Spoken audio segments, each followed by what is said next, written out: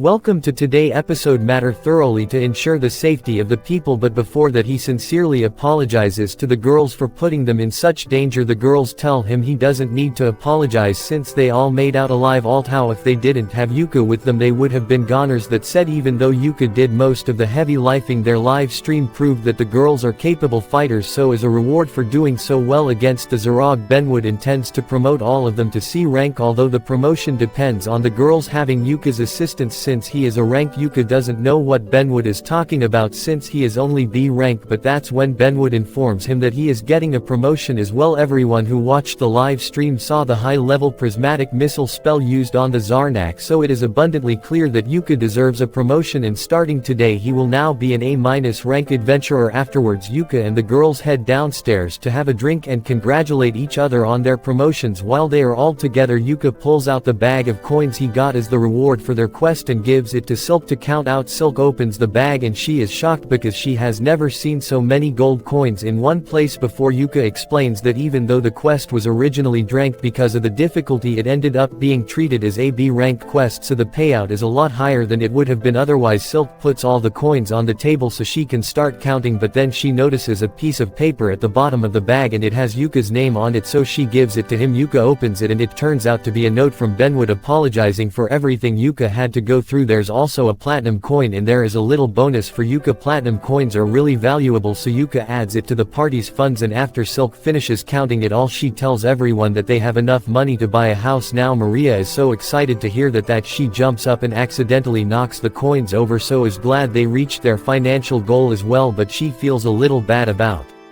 it since the only reasons they got this much money was because of Yuka. While that makes maybe true, you could tell Silk she doesn't have to think of it that way. They made him the leader of Clover, and it is natural for a leader to do whatever it takes to help out the group. As such, even if he played a major role in earning this money, it still belongs to all of them. The group continues to celebrate late into the night, and at one point R asks Yuka if he has a dream he wants to accomplish. Yuka is caught off guard by the question, so he asks if there's a specific reason she's asking, and Rain explains that they've just reached their goal of purchasing a house thanks to Yuka, so she wants to know what Yuka's dream is so they can help him achieve it. Since she asks, Yuka tells her that his dream is to conquer the deepest floors of the achromatic darkness dungeon. As soon as the girls hear this, they spit up their drinks in surprise because the dungeon is quite literally the most dangerous one out there. It even possesses an abyss gate, an artifact known to be a direct gateway to the underworld. Yuka says the abyss gate is precisely why he wants to conquer the achromatic darkness, so Ryan asks him if he intends to go through the abyss gate if he reaches it. However, Yuka explains that he just wants to see what the edge of the world looks like. An uncle of his once took on the dungeon and tried to get to the gate, and although he wasn't successful, Yuko has told the story so many times as a kid that he decided he wanted to try it himself, although he knows that it'll probably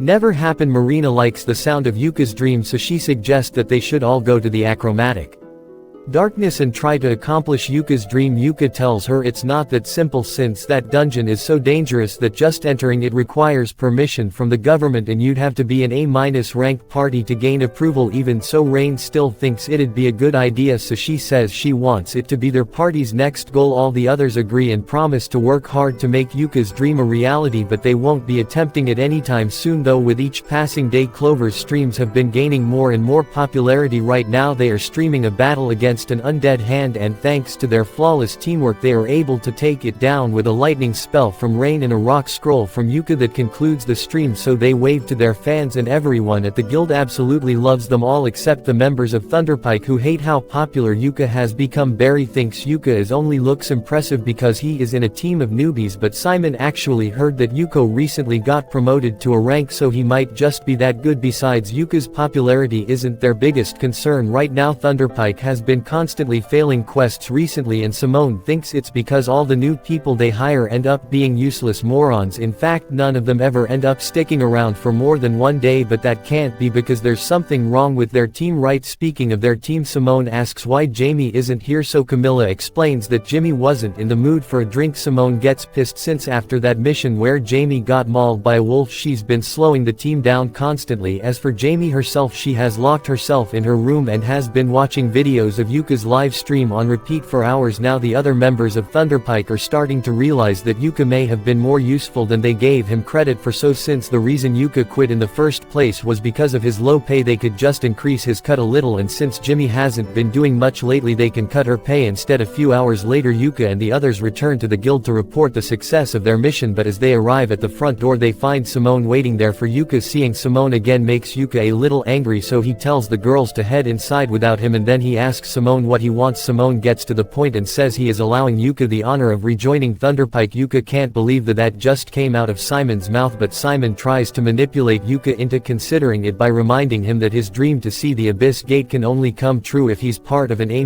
ranked party like Thunderpike plus ever.